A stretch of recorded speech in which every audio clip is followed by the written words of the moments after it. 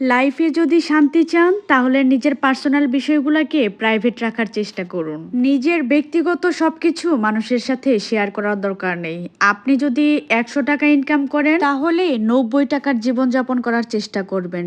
আর আমরা এটার উল্টোটা করি, যদি আমরা 100 টাকা ইনকাম করি তাহলে শো আপ করার চেষ্টা করি 150 টাকা। মানুষ হিসেবে আমরা তো মানুষের সামনে সব সময় দেখা যায় যে শো আপ করতে বেশি পছন্দ করি। আমার গাড়ি আছে, বাড়ি আছে, জমি জমা আছে, আমি এটা ছাড়া খাই না, ওটা ছাড়া খাই না, ওখানে ছাড়া যায় না, এভাবে চলতে পারি না, ওভাবে চলতে পারি না। এতে কি হয়? সোশ্যাল ভ্যালিডেশন, মানুষের সামনে নিজের স্টেটাসটাকে একটু কি হাই করার জন্য বলি, এই কাজগুলা করে ভীষণ বোকারা। দেখবেন নিজের ব্যক্তিগত বিষয়গুলোকে যত প্রাইভেট রাখতে পারবেন, যত নিজে শো আপ কম করানোর চেষ্টা করবেন, দেখবেন যে ততই আপনি শান্তিতে থাকতে পারবেন। যে জিনিস আপনি যত কম এক্সপোজ করবেন সেই জিনিসের প্রতি মানুষের তত বেশি কৌতূহল থাকবে।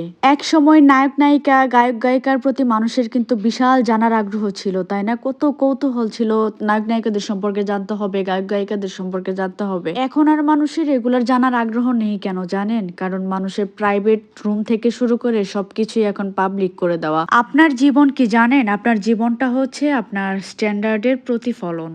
অর্থাৎ আপনি আপনার জীবনে ঠিক ততটুকুই পাবেন যতটুকু স্ট্যান্ডার্ড আপনি সেট করবেন। আপনার জীবনে দুঃখ, দুর্দশা, হতাশা, না পাওয়ার যন্ত্রণায় যদি আপনি ভুগতে থাকেন, একটা সময় দেখবেন আপনি যখন এই জিনিসগুলো আপনি মেনে নিচ্ছেন বা সহ্য করার ক্ষমতা রেখেছেন বা আপনি ওকে হয়ে গিয়েছেন, ঠিক তখন কি দেখবেন জানেন? এই জিনিসগুলো আপনি পরিবর্তন করতে চাচ্ছেন না, তার মানে আপনি ওই জায়গাগুলোকে বা ওই জিনিসগুলোকে আপনি পাকাপোক্ত করার চেষ্টা করছেন। যে জিনিসটাকে আপনি পরিবর্তন করতে চাচ্ছেন সেই জিনিসটাকে যদি আপনি পরিবর্তনের চেষ্টা না করেন, কমফোর্ট জোনের বাহিরে না যান, আপনি যদি সেগুলোকে একদম অ্যাকসেপ্ট করে নেন, তাহলে আপনার জীবনে পরিবর্তন আসবে না। আপনার স্ট্যান্ডার্ডটাকে আপনাকে ফিক্সড করতে হবে। আপনাকে কে ছোট করছে, কে অপমান করছে বা কে অবহেলা করছে, আপনাকে কেউ নিগৃহীত করছে, আপনি যদি এগুলো মেনে নিয়ে সেখানেই পড়ে থাকেন, তার মানে সেগুলোকে আপনি অ্যাকসেপ্ট করে নিয়েছেন। আর এখানে আপনার পরিবর্তন কখনোই সম্ভব না।